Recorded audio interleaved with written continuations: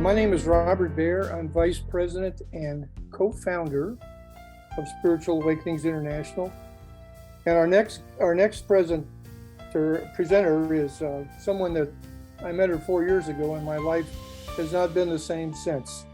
Dr. Yvonne Cason is the president and co-founder of Spiritual Awakenings International, a 5 times near-death experiencer, multiple STE experiencer, author, and in-demand speaker and media resource.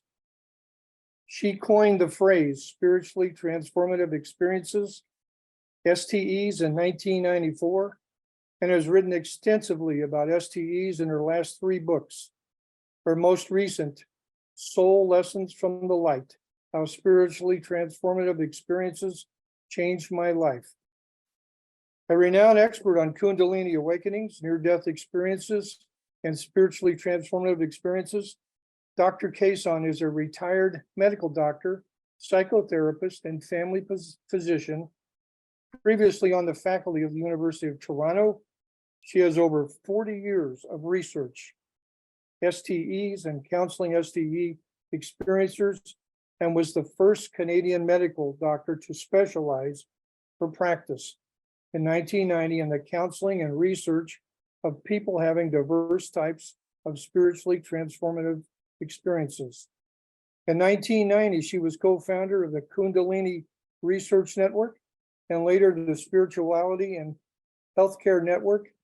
Yvonne Cason has been recognized for her groundbreaking work as an honoree on the Spiritual Awakenings International Circle of Honor. Please join me in welcoming Dr. Yvonne Cason. Thank you, Robert. It is my great pleasure to be presenting to you today on one of my favorite topics, Kundalini awakening. So I'm just going to put on my slides. So yes, what I'm going to be talking about today is Kundalini awakening, a key to expanded spiritual consciousness. And what I'll be talking about today, you can read about in my books in most detail in Touched by the Light, and also to a certain extent in my most recent memoir book, Soul Lessons from the Light.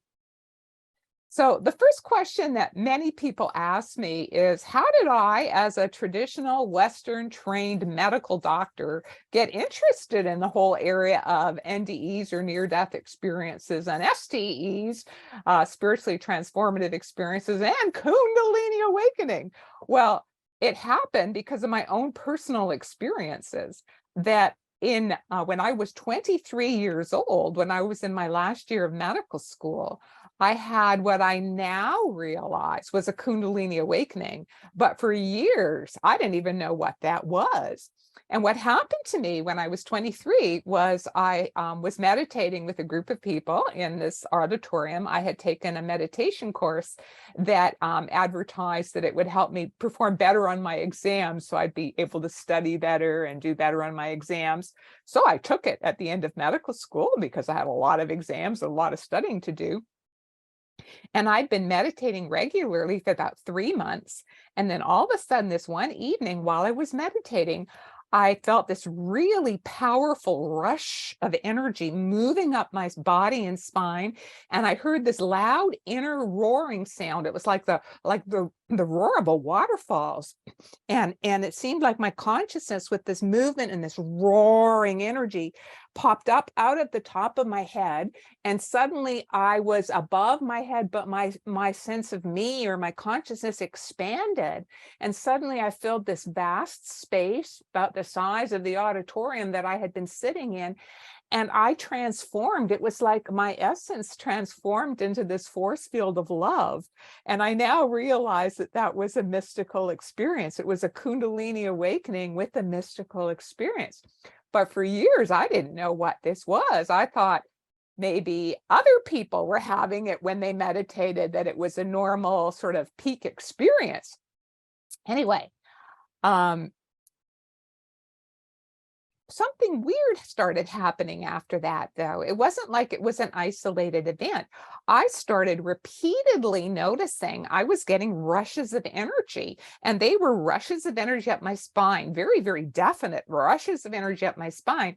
But these weren't random. They weren't happening at random times. There was like a wisdom to these when they were happening. And I discovered that these rushes would happen and they'd be sort of like confirmations of truth. Like if there was something that I should really pay attention to, I'd get rushes of energy up my spine, and I sort of learned, oh, okay, I need to pay attention to what's happening right now, or to what this person is saying. They also would come as when what somebody said was accurate, that yes, I'd get a rush of energy, it's true. And if someone was lying, no, I wouldn't get it. I'd get like a sick feeling in the pit of my stomach. I became more of an empath, more sensitive. I also started noticing different sensations of energy movement in my body, like streams of energy up my arms, streams of energy in my legs. Sometimes I'd be vibrating with energy. I also developed chakra sensations. I hadn't even really heard of chakras before this point, but where the chakra areas were, sometimes I would be feeling energy movements, or like an energy field from various chakras. And I also started repeatedly having inner sounds. And like I now know that these inner sounds are the inner sounds of the chakras as they're being activated by the Kundalini. But I didn't know that for many years. And I would hear various sorts of sounds, like inner rumbling sounds, like a heavy truck going down the street, or inner ringing sounds, like the tinkling of bells, or the gong sound, or crickets. And no, I did not have tinnitus. It was very unusual. But because I was in medical school, I sort of tried to ignore these things, focus on my studies. But then I had another strong STE when I was 26, which made it impossible for me to start to ignore that I was having some sort of unusual spiritual experiences, because I had my first adult NDE, or near-death experience, in a medevac plane crash when I was 26 years old. And this is a picture of the type of plane I was in when I was in the medevac plane crash. It was a Piper Aztec, a twin-engine plane. We flew into bad weather. I was tending a critically ill Native Indian woman in the plane, and the plane crashed into a semi-frozen lake, and then nosedived, and then sank. And my near-death experience began actually before the plane crashed, as the plane was going down, as I was feeling this incredible panic that just the thought leapt out of my heart, oh, God, help, I'm going to die. And then at that instant, it's like that thought of God, help, I'm going to die was enough of a prayer that the higher power, in my perception, responded. And suddenly this force field of peace descended upon me. And I heard a loud inner voice, a masculine inner voice, say, be still and know that I am God. I am with you now and always. And with these words, this incredible paranormal peace just permeated my soul. Plane hadn't crashed yet. The pilot managed to get it down on the ice. It nosedived, it sank. And I was a long distance from the closest shore. And rather than solid ice, like what you see here, it was open water between me and the shore. And the voice then spoke to me and said, swim to shore. Now, I'm making a long story short because I want to talk today about Kundalini awakening. But the interesting thing is that as I was swimming to shore, my near-death experience deepened when I went out of body. And as I went out of body while swimming to shore, I heard that loud roaring noise again that was virtually identical to what I heard during my Kundalini awakening. And my consciousness rose up above my body, but it was more complicated than that because I was still alive. I was still swimming to shore while I was out of body. It was actually like my consciousness was two places at the same time. And I compare it to like the split screen TV, where the little picture was my consciousness, the little part of my consciousness that was in my body still swimming to shore desperately. But the big picture, the main part of my consciousness, had risen above my body. And was watching what was below and then went higher. And the main part of my consciousness went into this realm that was filled with incredible, powerful, unconditional love, and that was filled with this beautiful white light. And my soul instantly knew, instantly recognized what it was I was experiencing. I instantly knew what I was experiencing was the love of the higher power, or what I had been raised to call God, although this was not at all what I had been taught God supposedly was like. I also absolutely knew that my soul would live on, whether my body below lived or died. And I remained in this realm of light until my body swam to shore. I was rescued by a heroic rescue. I write about it in my books. I was taken to a nearby hospital by the rescue helicopter. My body, which was almost frozen to death, I was hypothermic and a near drowning victim. So I was rewarmed in the hot water of the whirlpool bath of the physiotherapy department at the hospital. And as they reheated my body, all of a sudden, whoosh, my consciousness was sucked back into my body through the top of my head, sort of like how they depict a genie being sucked back into a bottle. And then I was back. But the after effects of my plane crash near-death experience was really interesting because I had an increase in my Kundalini symptoms. Put that together. And of course, I had other symptoms that we now understand are very frequent after effects of white light NDE experiencers. My spiritual focus increased tremendously. I was filled with love. I was filled with forgiveness. I was also filled with a new clarity. So I was able to set healthier boundaries about relationships around me. So I didn't become a doormat. I actually set clearer boundaries. I completely lost my fear of death. And then I also had dramatic psychic awakenings afterwards with new STEs. But isn't it interesting? My Kundalini symptoms increased. Now, I struggled for years to try and find names for these experiences. You know, being a young medical doctor, I spoke with all my medical colleagues first. And I mean, they had no name even to call what I had experienced in the near-death experience other than a hallucination. And I couldn't believe that. I knew it was a powerful spiritual experience. And Kundalini awakening, my goodness, I didn't talk to anybody about that. So what I did as a young doctor is I began researching all types of spiritual experiences, but I was completely in the closet because there was no validation around me. Like, you have to remember, I was in my early and mid 20s, and this was in the late 70s, and really nobody knew about near-death experiences, and certainly nobody knew about Kundalini awakening. So I started reading all sorts of psychological, metaphysical, spiritual literature from all sorts of different traditions, completely in the closet. And people, interestingly enough, seem to be either brought to me by spirit or they found me through the grapevine. Hard to know. More and more and more people started coming to see me in my office as patients and telling me their own stories about different types of spiritually transformative experiences. And I was horrified at what I was hearing from experiencers, at how they were being pathologized and mislabeled and told they were crazy and told they're hallucinating, or told it was work of the devil by their church. Now, some of the biggest influences that helped me come to an understanding, one of them was Gopi Krishna, that as life would have it, my Kundalini awakening was in 1976. In 1977, I was guided by spirit to join this meditation group trip to India to meet Gopi Krishna. And what was Gopi Krishna's special expertise? Kundalini awakening. He wrote 17 books on Kundalini awakening. He became a mentor to me, and I corresponded with him until his death in 1984, and actually saw him in person several times. And I got to read all his books, published and unpublished. And this is where I was first introduced to the yogic concept of consciousness, of spiritual transformation of consciousness potential with each and every one of us, and about the Kundalini mechanism that can awaken in anyone to speed their spiritual transformation of consciousness.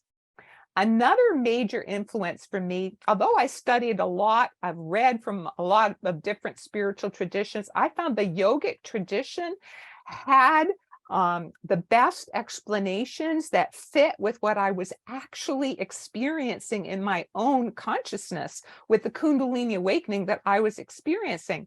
Another classic in yoga is the Yoga Sutras of Patanjali, and these are 3 of the translations that I read. And what I found about the Yoga Sutras of Patanjali is I resonated with what Patanjali wrote. He has a whole chapter describing the states of consciousness one could have as part of one's spiritual awakening. And I recognized what he was talking about because I was having those experiences. Then in 1988 is when I was first introduced this lifetime into the teachings of Paramahansa Yogananda. And I've now read all but one of his writings. He also has 17 books of teachings. And he is a guru, which is different from Gopi Krishna. And he taught specific meditation techniques for continuing and enhancing our spiritual awakening.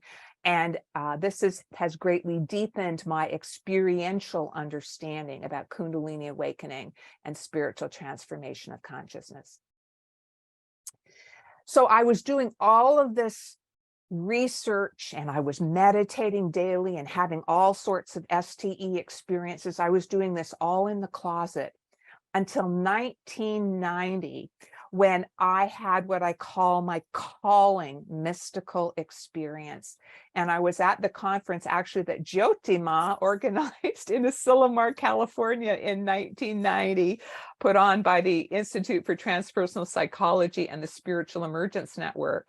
And we had our the first experiencer sharing circle. Dr. Bonnie Greenwell and I each facilitated a sharing circle there. And I was so profoundly moved by how important it was to the experiencers to share their stories and to be able to be validated by myself as a medical doctor, understanding experientially these experiences are real. They are not hallucinations. That is not mental illness. I went for a walk on the sand dunes. Asilomar is on the Pacific Ocean as a big sand dunes park, and it was at night, and I was walking on the sand dunes, and all of a sudden, it was like my consciousness cracked open. You have to imagine the sun on the head of this picture being 100 times in size, what's depicted in this picture. And where my head used to be became this ball, this beacon of light radiating in all directions. And I could feel the amrita, it's called in yoga, dripping in the back of my throat. And in this illumined state, I didn't hear any words or see any images, but I just knew it was like a revelation. I knew that I was being called, and I was being called to come out of the closet. And it was my mission to share what I had now learned, both through my own experiences and my own research for the last 12 years. And I was to become an advocate for STE experiencers, because the medical profession was doing harm by labeling them as crazy. And the public was doing harm by labeling experiencers as crazy. And churches were doing harm by labeling experiencers having work of the devil by their experiences. So in 1990, propelled by this powerful calling mystical experience, I came out of the closet professionally, and I became the first Canadian medical doctor to specialize in the research and counseling of STE experiencers of all types. I co-founded in 1990 with Jyotima and Dr. Bonnie Greenwell, the Kundalini Research Network. And that is also when I met Dr. Kenneth Ring, one of the co-founders of IANS. And then I started giving talks to doctors, to the public, on media, and I started writing books. And this is the first book that I wrote on STEs in 1994, A Farther Shores. It is in this book that I first coined that phrase, spiritually transformative experiences, as the umbrella phrase. And this is my next book, Farther Shores, came out in 2000 and 2008. So I coined in these books that STEs, spiritually transformative experience, is an umbrella term to include all types of spiritual awakenings and spiritual experiences. And they all seem to have similar after effects on individuals in body, mind, and spirit. And I divide STEs, which any of you have read it, any of my books or looked at the SAI website will see how I use the yogic model really to distinguish between the types: mystical experiences, which in yoga are called samadhis, and there are many types; psychic and intuitive experiences, which in yoga are called siddhis, and out-of-body experiences is a type of siddhi. And then there are the spiritual energy or kundalini awakenings that I'm going to be talking about today, and near-death experiences, which happen to be a mystical experience and or a psychic intuitive experience that happens to happen when you're near death. And then there are the other near-death related STEs and inspired creativity and genius. Now, I've been researching Kundalini really since the 70s.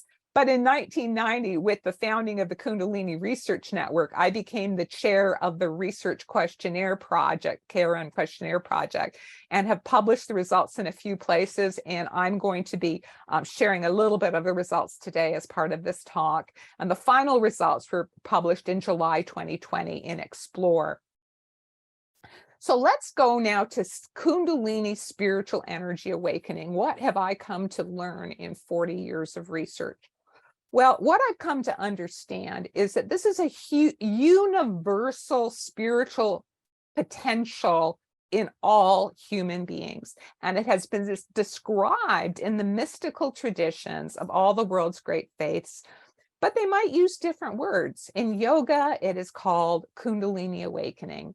Christianity, Judaism, it may be called Holy Spirit, may be called Holy Wind. I've heard it also referred to as Shekinah. In Buddhism, it might be called the Dumo fire or Chi activation. Other places, it's called serpent power, Shakti. And what are the classic features of a Kundalini or spiritual energy awakening? And there are three.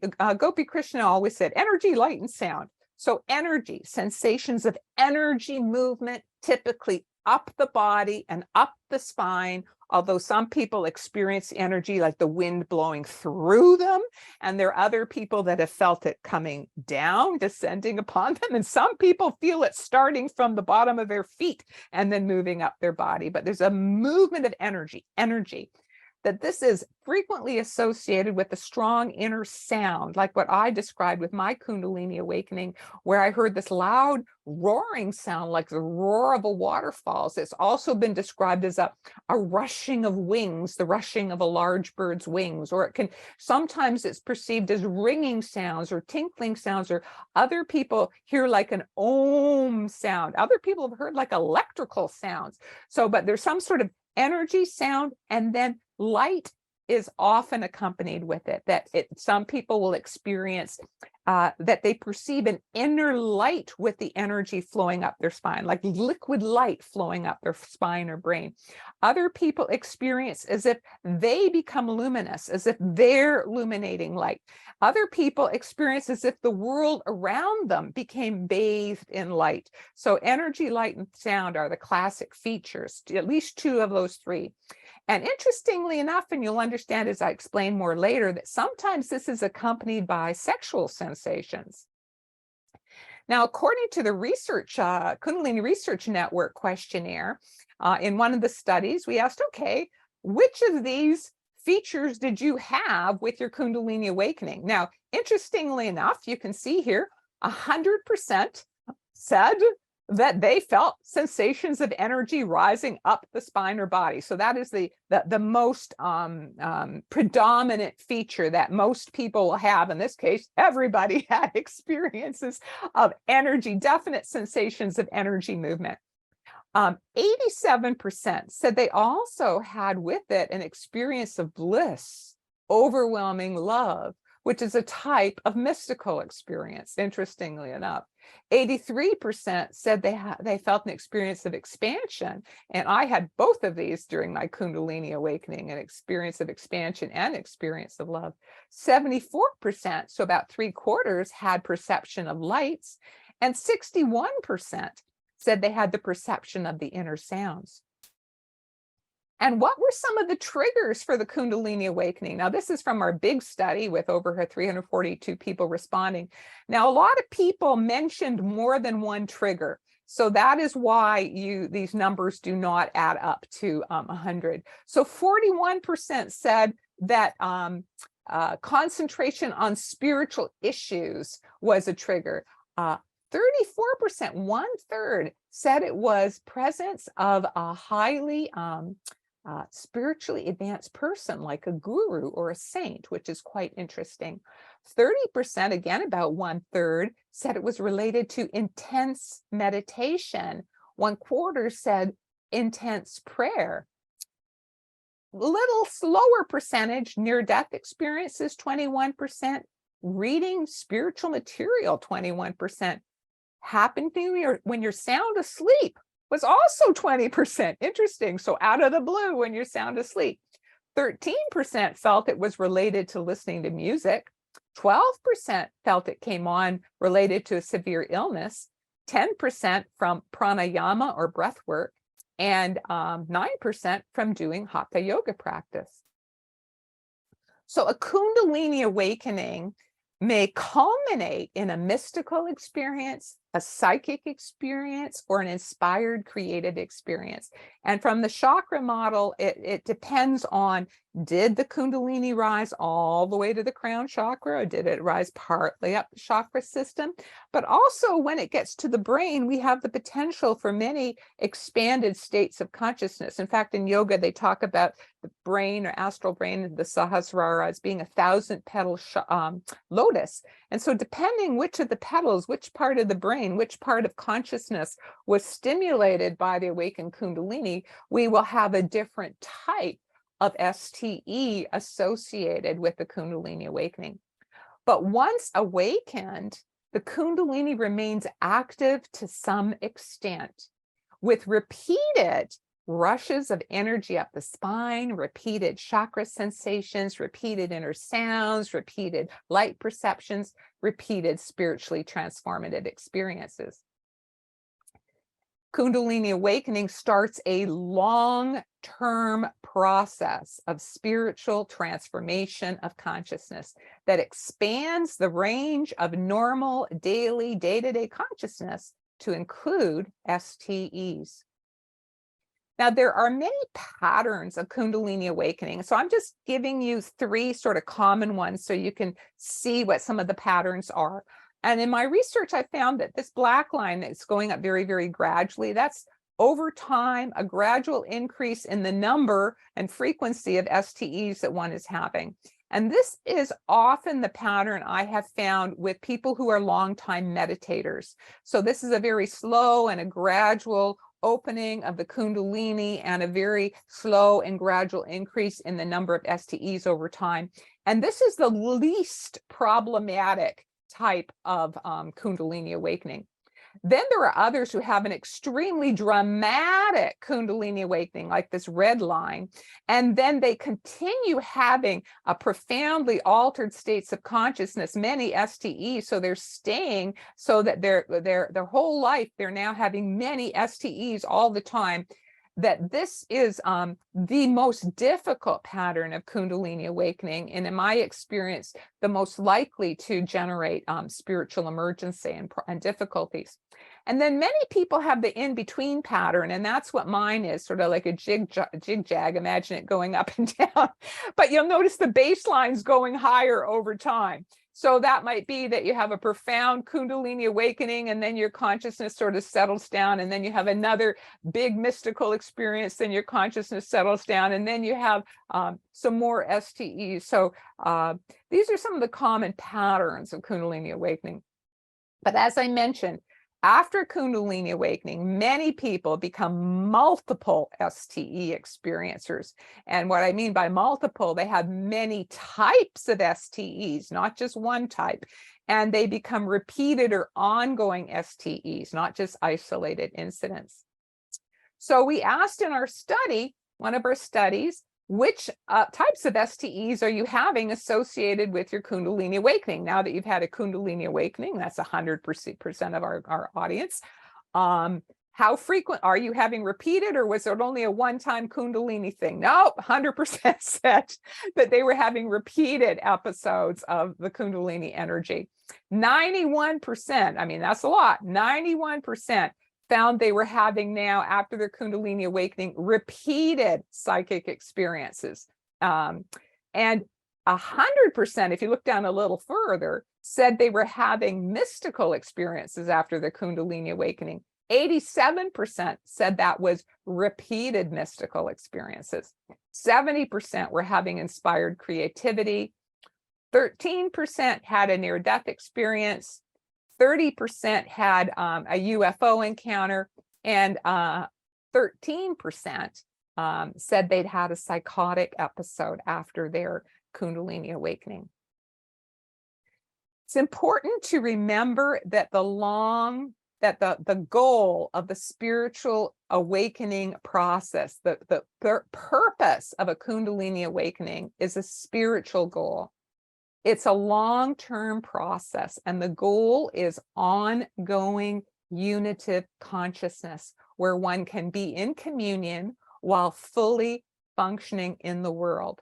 So those of us that are having intermittent STEs, we are having what in yoga is called Sabikalpa Samadhi. So this is and Siddhi. So these are intermittent experiences. And when you're having these experiences, generally you're not able to function in the world while you're having your peak mystical experience. Like while you're having your near-death experience, you're not able to drive your car and, you know, check your son's homework or whatever. No, that it's either or. But with time, as we progress in our spiritual transformation process, we become able to sustain spiritual states of consciousness while we are fully functioning in the world. And this will start happening maybe for shorter periods than for longer periods, until eventually, when we have completed a certain phase of our transformation process, that we are able to be in that state of communion 24/7, in that mystical communion, while we are at the same time able to fully function in the world in a grounded manner.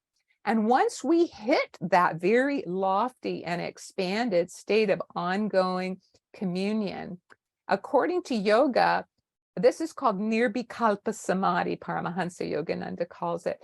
And once we reach this state, there are 3 successively more advanced levels of this transformation of consciousness. And Yogananda translated these terms from Sanskrit into English. So he said, the first level of Nirvikalpa Samadhi, or ongoing unit of consciousness, is called, he called it cosmic consciousness. And that after, who knows, lifetimes or whatever, when we advance to an even more advanced spiritual state, which is called Christ consciousness, they translated it from Sanskrit. And then the even more refined state is called God consciousness. And I'm telling you that so that you'll understand that when we're having the awakening, when we're having intermittent STEs, we're at the beginning stage of a long-term process. You don't have all the answers because you've had one glimpse. No, you've had one glimpse that's awakening you to, oh my goodness, I still have a long way to go. Now let's look at the yogic concept of the body and the soul. So according to yoga, we are truly immortal souls. We are not the physical body. So I think most of us here, we all know that.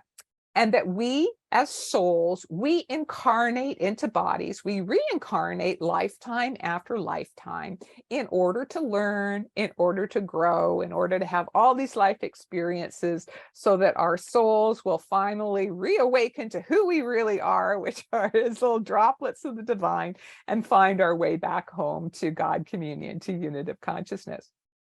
And reincarnation, according to yoga, is governed by the law of karma. And the law of karma is a spiritual law or a spiritual principle. It's just like gravity is a physical law. Whether you believe in it or not doesn't matter. Gravity still operates. So karma is a spiritual law. Whether you believe in it or not, it still operates. And it's the spiritual law of cause and effect. It's a spiritual law of balance. And according to yoga, it is your karma that determines your incarnations. And when we're in the between life, it's like an incredible magnetism that is part of the divine plan that will attract your soul to exactly that incarnation that, according to the divine wisdom, which is beyond our fathomable ability, that is the exact incarnation our soul needs for our next soul learning experiences, according to the divine wisdom. And the soul itself is encased in 3 successively denser bodies, so that the soul is encased in the first body, which is called the causal body. And this is the consciousness body. And this is connected with the divine intelligence behind the universe. Then the astral body, the consciousness body, which is around the soul, is then permeated by an even denser body, which is called our astral body, or sometimes called your subtle body. And this is what it has, is the body of light, the body of life energy. So when people see people's auras, they are seeing the astral body. And then the most dense body that is that our soul is encased in is the physical body that we can see, and they interpenetrate each other. So we're all here at the same time, all of the bodies, the soul inside the causal body, wrapped with the astral body around it, and we're all in the physical body. And what happens with incarnation and between incarnations? So when we're between incarnations, we're our soul encased in our astral and causal body. And at conception, we get drawn to the embryo that our soul karmically is attracted to. And that the soul with the astral and causal body, according to yoga, Paramahansa Yogananda described this, descends through the developing brain, down the developing spinal cord, and flows out into the developing body. And that it's actually the astral body surrounding the soul is what gives life to the developing fetus. And the causal body intelligence that is encompassing the soul is actually the intelligence behind the whole operation. Everybody thinks in the materialistic worldview that DNA is what directs the body to develop in this particular way. But actually, according to yoga, no, it's the intelligence of the causal body that actually creates the DNA to operationalize this into the physical plane. So what happens in a Kundalini awakening, according to yogic theory? So the prana that I just told you about, the life energy, reverses direction. Rather than flowing out into the body, as it normally does from the astral spine into the body, it is stimulated to flow inwards. But another subtle astral substance is also reversing directions now. And in yoga, this is called ojas. And ojas is sublimated sexual energy. So the prana and the ojas are stimulated to reverse direction. And rather than flowing out for our physical activities, they're flowing inwards and upwards. They flow up the astral spine, which is called the Sushumna in yoga, and flows up to the astral brain, the brain region.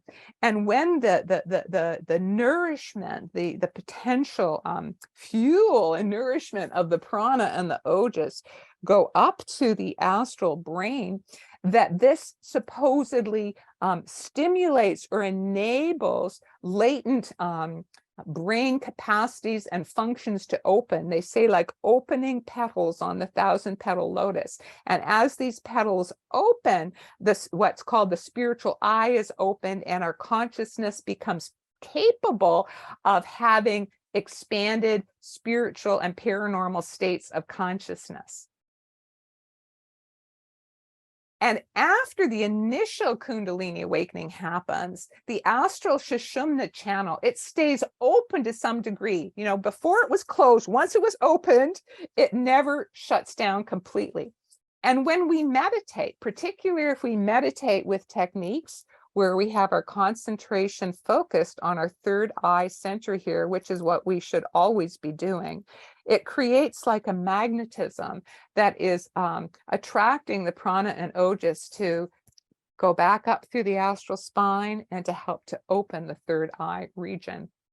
And after the Kundalini awakening, you'll also get these recurrent sensations of the energy movements, the chakra openings. You'll get emotional cleansing that I'm going to be talking about in a minute, and gradual spiritual deepening as I was talking about, the petals of the 1,000-petal chakra of the crown chakra are being opened by this flow of the Kundalini energy.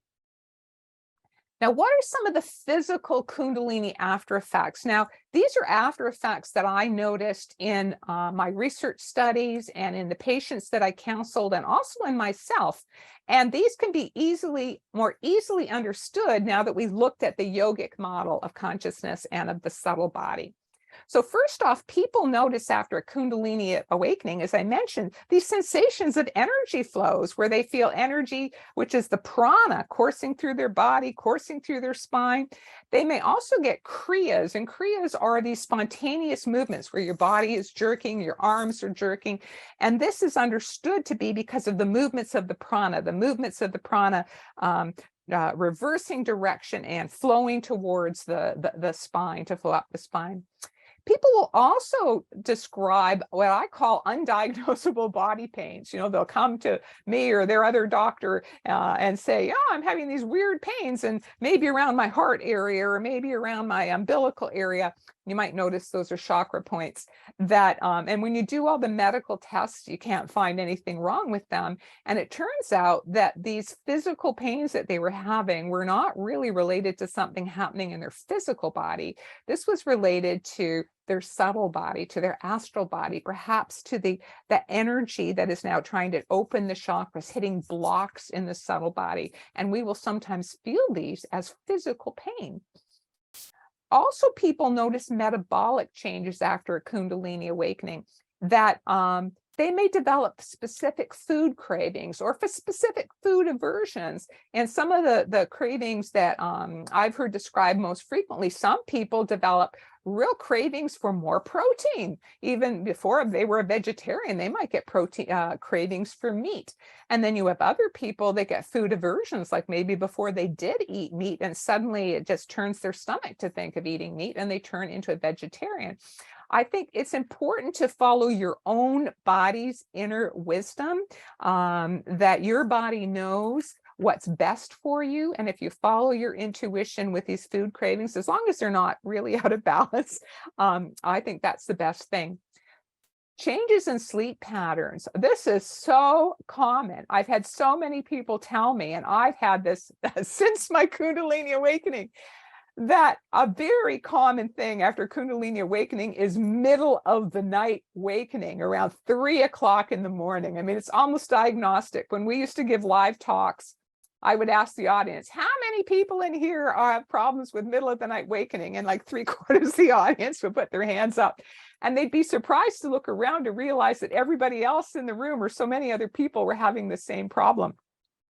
This is a really, really common after effect of a Kundalini awakening. Light perceptions. People may experience sensations of seeing that like the world around them is luminous, as if they can see air. Other times they may see light around objects, light around physical objects, light around living objects, even light around inanimate objects. Inner sounds, again, very, very common. I now understand these are the inner sounds of the chakras. But as I mentioned before, people, they often wonder if they've developed tinnitus or if their house has an infestation of crickets, when really these are inner sounds that they're hearing, inner rumbling sounds, inner ringing sounds, inner cricket-like sounds, inner blowing wind sounds. There can be sexual energy changes. And the sexual energy changes, if you understand about Ojas, is that the sexual energy now is needed for the Kundalini process. And so there may be times when a person's sex drive is dramatically decreased after a Kundalini awakening. And it's very important to respect that. That's because it is needed for this spiritual transformation process, that sexual energy fuel. But interestingly enough, there are sometimes times when it's the other way. I look at it as that the body is trying to produce lots of Ojas because it needs it for the Kundalini process, but maybe it produced too much. And so there's an overflow situation, and people end up feeling a dramatic increase in their sexual energy when they're in a Kundalini process. So both of these changes in sexual energy can happen related to a Kundalini awakening. Another very, very common symptom after a Kundalini awakening is increases in sensitivities to all sorts of things. Increased sensitivities to foods, to food additives, to chemicals, increased sensitivity to sounds, and very interesting electromagnetic sensitivity. Now, we haven't had anyone at the conference talk about this yet. Electromagnetic sensitivity is a phenomenon that's been observed in people with Kundalini awakenings, and also many NDEers, because I believe many NDEers have also had a Kundalini awakening. And what this is, it works two ways. It's like something has changed about the electromagnetic field of the experiencer, such that your electromagnetic field can influence and impact things around you in the physical world. Like, I think we saw that when I was introducing Mark Anthony the first day, that my energy fritzed out my computer and suddenly my computer froze. There was absolutely no way physically that my computer should have frozen. My internet was perfect. My power was perfect. So I believe it was my electromagnetic field, because I and other experiencers can make light bulbs pop. We make microphones short out. We make computers start working. That our electromagnetic field seems to influence electronic equipment around us. But there's another part to this electromagnetic sensitivity, which is experiencers also become much more sensitive to electromagnetic fields around them. Like, I've had some experiencers say they can't walk under high power lines because they can actually feel it, like a discomfort, a physical discomfort, or lasers that they feel it as a physical discomfort, their sensitivity.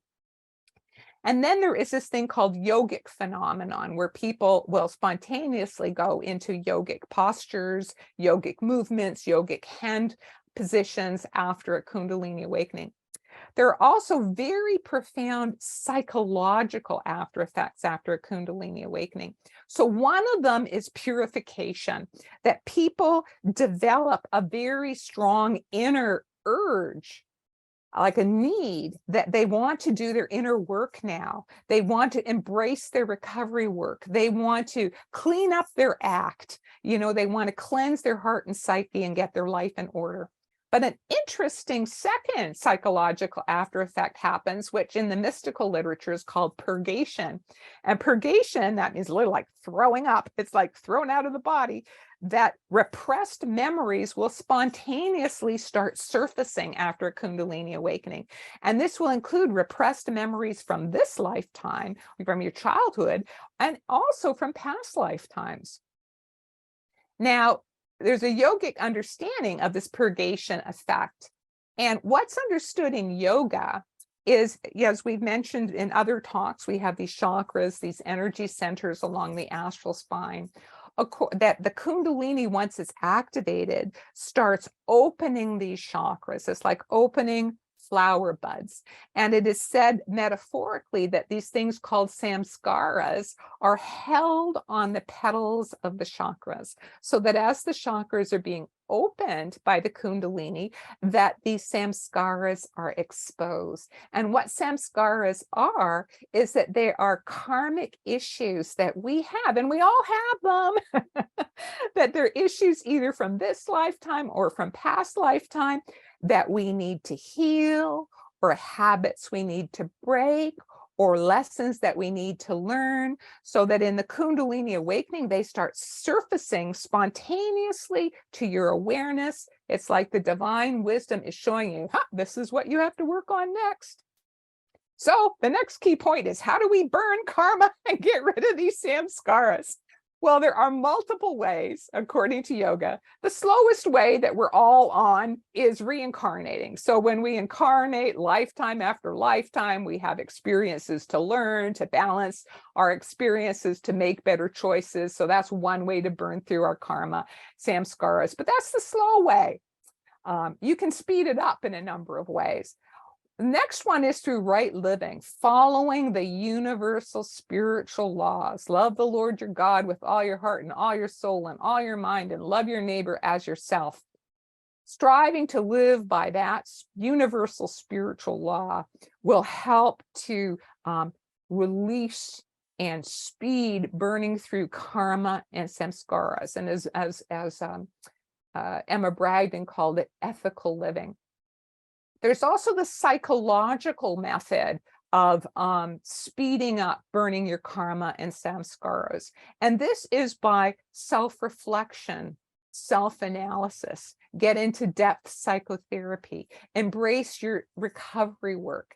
And through these processes psychologically, you can actively work at healing wounds inside of you that need to be healed, learning from past lives. And ultimately, we have to heal through loving ourselves and loving others, respecting those wounded parts of ourselves that need to heal, giving them the time and space to heal. But then we have to move past that. We have to move to a level of forgiveness, both of ourselves and of others. And finally, to a level of letting go, of detachment, of letting go of that psychological stuff, because we want to be free of it. We want to go into the deep stillness, because we know it's there in that deep stillness that we will reach communion, which is our goal. There's a metaphysical way of burning karma, which is through deep meditation, sacred chanting. And also another metaphysical way is through body challenges that, according to yoga, one can also burn off a lot of karma in an accelerated manner by taking it on in your physical body. And finally, there's a spiritual way of burning karma and samskaras, which is, if we're ever so blessed, through the grace of God, the grace of gurus, the grace of saints. I was blessed with a spiritual healing when my brain injury was healed in 2016. And if it can happen to me, it can happen to anyone. So there are many psychic Kundalini after effects. We know about all of them, all the clairs, clairsentient, clairvoyance, clairaudience, premonitions, past life recall, higher guidance downloads, mediumship channeling, out of body, all of the above. Many spiritual Kundalini after effects, that increased spiritual focus, more spiritual searching. We need more time in prayer, meditation, spiritual study, journaling, retreats, more time alone, more time in silence, an increased desire to live a moral life, an increased desire to be humble. There's an opening of the heart that happens. People become more loving. They become more forgiving, have an increased desire to be of service to others, become more generous, less selfish, less materialistic. And although they're more spiritual, less dogmatic religious views, more embracing of that we are all one, children of the same divine force. And as the spiritual transformation process goes on, there's an increase in this last one, which is spiritual yearning. A yearning starts developing for that unitive state of consciousness. Now, there can also be some very challenging Kundalini after effects, such as confusion, anxiety, even spiritual emergency, being overwhelmed with the experiences, trouble integrating. There can be a fear of being labeled as crazy. There can be concerns about some of the physical after effects when you don't understand how it's related to the Kundalini process. There can be difficulties with the relationships that you're in because you're changing. Your values are changing. Maybe your dietary needs are changing. Maybe your lifestyle needs are changing. So this can be challenging in relationships. There can be an increase in stress because of these traumatic memories that are surfacing. Maybe you were unblocking traumatic memories from your childhood that you had no ideas that were there. And so there's increased stress and distress about the surfacing of these traumatic memories. Then you start surfacing traumatic memories from past lives too, and find nobody to talk to about them. So there can be a lot of stress related to the purification and purgation process after the Kundalini awakening. People can become distracted or even overwhelmed by their STEs after Kundalini awakening. And there is this phenomena, transient psychosis with mystical features, that sometimes people can actually have a transient psychosis related to profound STEs or profound Kundalini awakening. And in many cases, that transient psychosis will resolve without medical treatment if they can find a supportive environment with people who understand. But other times, people do need to be kept safe. And unfortunately, current psychiatric treatment is the best in many situations we have to keep people safe until the transient psychosis passes. So as I'm wrapping up now, I'd like to say grounding is really important for people after Kundalini awakening. And so I'm going to spend a bit of time now on some of the grounding strategies that'll help you stay with your feet on the ground after a powerful Kundalini awakening or other powerful STEs. So number one is moderate your meditation. I mean, Jyoti Ma once said to me, there's two ways of dealing with it. One is to really ground, and the other way is go on retreat, get away from the world, and then just meditate and burn your way through. And I think that's true. But most of us don't have the opportunity to get away from the world and meditate for hours and hours and burn our way through. So we have to ground so that we're able to function in the world. So decreasing your meditation to maybe half an hour twice a day, 20 minutes twice a day. See how your system is. Avoiding those long meditations when you're feeling ungrounded. Lots of prayers, short prayers is more grounding than long meditations. Increase your physical exercise, things like walking, swimming, front crawl, jogging, get your physical contact with the ground. Slow your life down, decrease your stress to help you ground. Increase your sleep, rest, relaxation. Do manual tasks like gardening, working in the earth with your hands helps to connect you with the ground. Decrease all kinds of concentration in reading. Eat smaller, more frequent meals. Many people in a Kundalini awakening find their body naturally develops this craving to eat small amounts every few hours rather than 3 big meals a day. Many people find increasing their daily intake of protein to be grounding. And also it's important to avoid street drugs or alcohol to help you ground. Rubbing your body, getting a massage often helps people feel more grounded. Be careful, some people find certain types of massage makes them ungrounded. They go into STEs. So follow your own body's wisdom. Spend time in nature. Get natural daylight. Hug a tree. Also very grounding. Stamp your feet on the ground. Visualize your energy moving into the ground. If you have a lot of energy, find a creative outlet for your energy, like dance or art or music. Journal. I would journal like crazy as I was going through powerful transformations. Moderate your sex life and definitely get support if you need it. According to our study, what did experiencers report helped them the most to integrate? So I've done this in the order that people said. That number one, they found meditation to help them integrate. Number two, reading books about STEs. Number 3, talking with supportive friends. Thus, we have our experiencers sharing circles. Number 4, prayer. And number 5, talking to others with similar experiences, nature walks, and decreasing in their workload. Are NDEs and Kundalini awakening related? Yes, but that's another talk.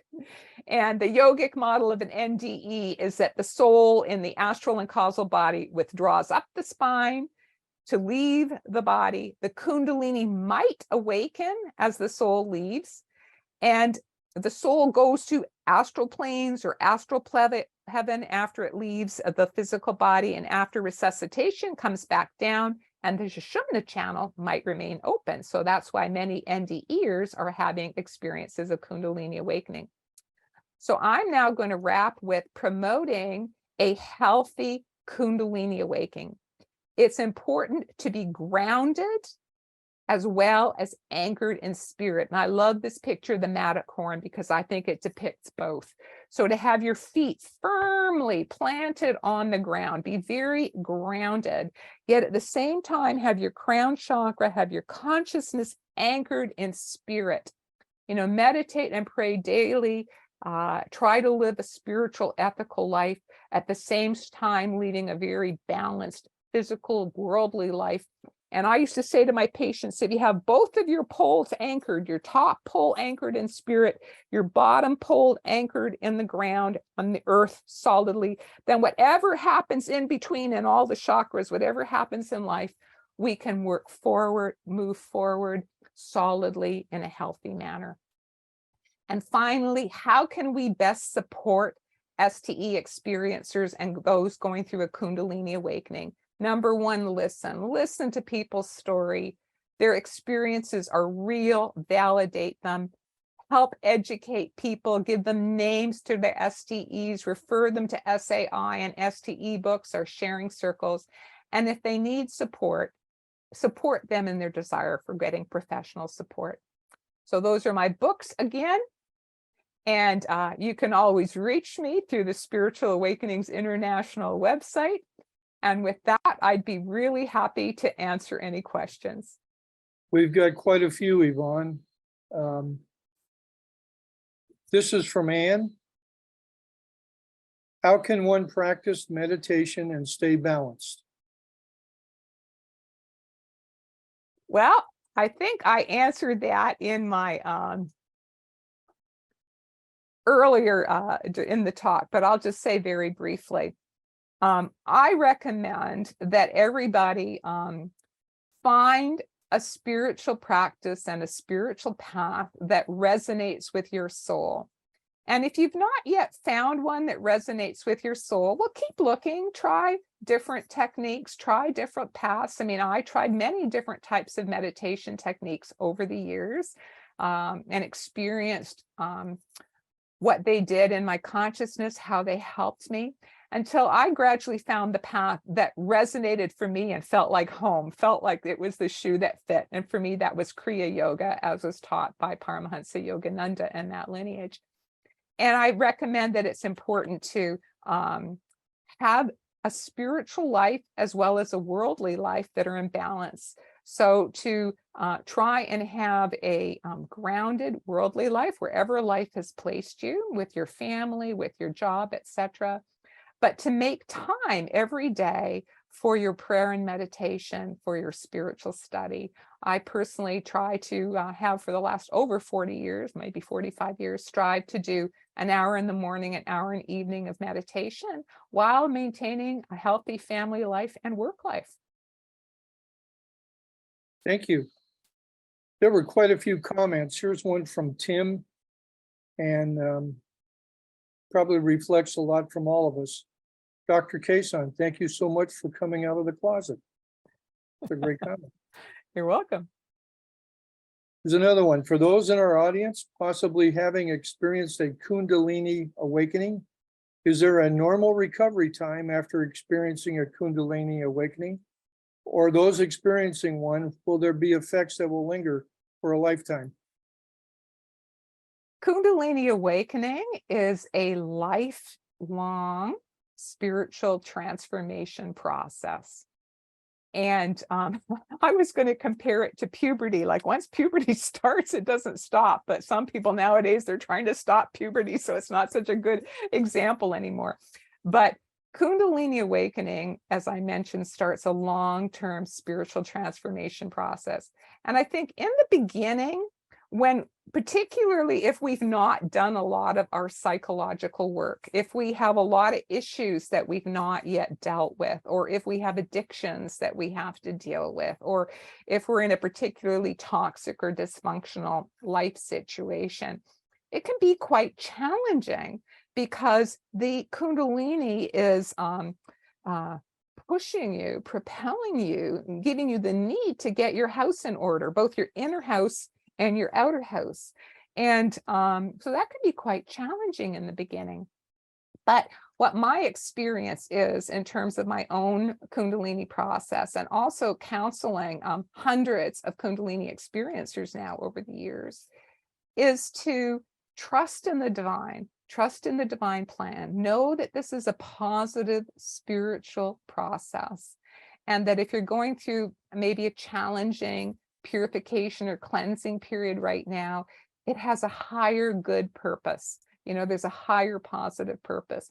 I remember when, as some of you may know, I was disabled with traumatic brain injury for 12 years after my NDE in 2003, until I had my miraculous miracle, thank you God, thank you Guru's brain healing in 2016. And it was very challenging on many levels. It was challenging physically, it was challenging psychologically, it was challenging financially, it was challenging in the world with my family responsibilities.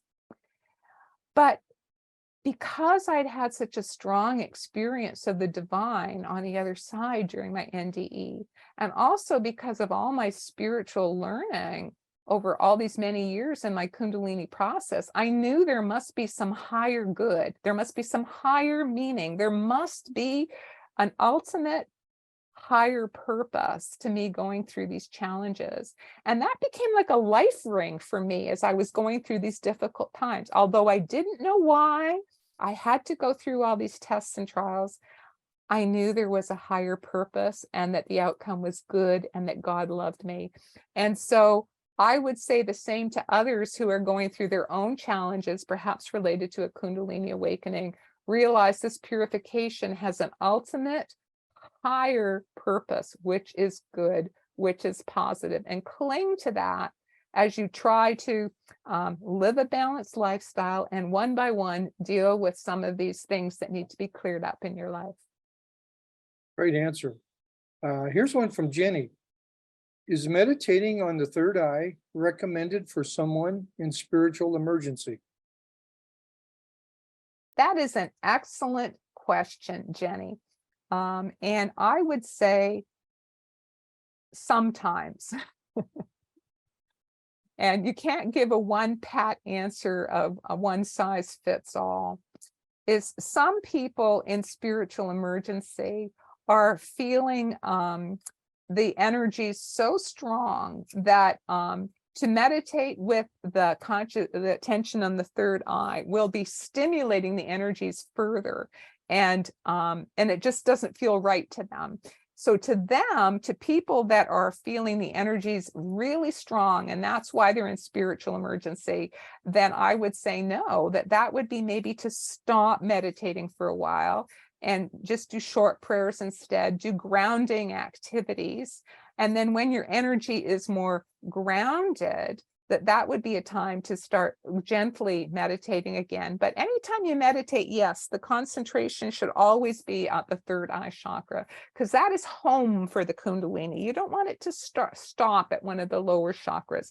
The destination is at the third eye chakra. Thank you. Here's one from Jane.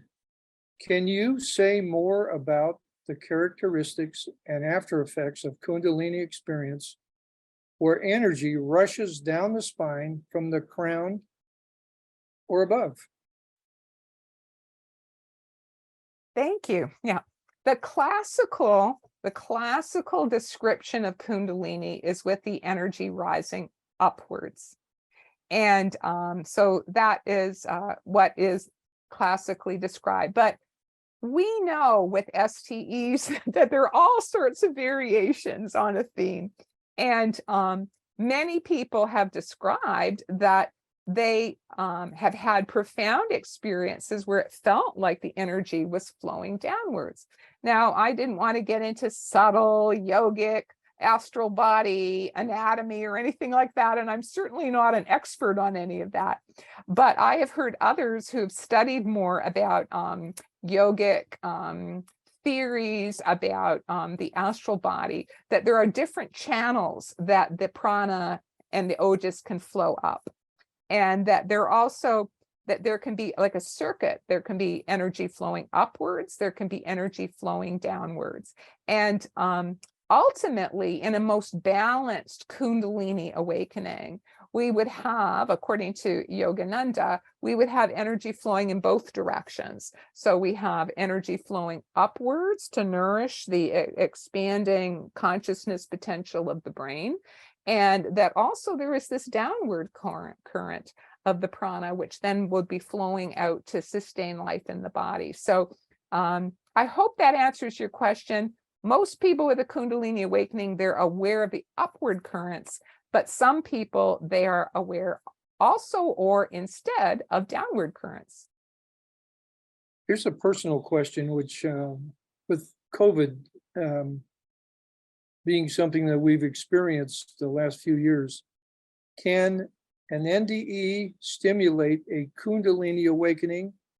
This started Yes. on day 2 of 21 days in the hospital for COVID.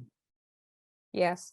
I've done some other talks you can find on our SAI YouTube channel, Kundalini Awakening and Near-Death Experiences. I just didn't have time to go into that today. But yes, there's a lot of evidence that a near-death experience can induce a Kundalini awakening, particularly the white light type of near-death experience. And I mentioned that briefly. It may open the Sushumna so that afterwards, particularly if a person is meditating, or even if they're not, they may have Kundalini energy symptoms after their NDE. So this is very definitely yes. Here's a question from Carol. Do you have more information about the 30% of people who have contact with interdimensional beings with the Kundalini awakening? Yep, absolutely. So how our universe is understood according to the yogic model of consciousness is that we are in a multi-dimensional universe. Okay. And even we are multi-dimensional. I was describing that. We have our physical body on this physical dimension. Then we have our astral body, which is moving on into the astral dimension, but it's around us all the time. As part of us, we are also astral beings. Our causal body, which is part of the causal dimension, is with us too, because we're also causal beings, and our souls. So we ourselves are multidimensional beings. It's a multidimensional universe, but it's much more complex than that, because even when you say get out on the astral planes, I compare this to the ocean on the planet Earth. So, you know, there are many layers on the ocean, we now know, with the deep ocean, say in the Pacific. There are the upper levels of the ocean where there's more light and there's more oxygen, and there's certain beings that live on that level. And you go down to another level and there's, you know, different types of beings, animals and life forms and plants that live there because there's less oxygen and less light, and you go lower and you go lower. So you go to all these different layers and you find different kinds of beings that are living at these different layers because they're how they exist fits in that particular layer. So according to yogic theory, there are many, many astral planes. And so on the astral level, so when people are having out-of-body experiences, they are going out onto the astral planes. But there are many astral dimensions that we could go to. We could go to our physical dimension, which is what happens when we're watching our own body in an out-of-body experience or a near-death experience.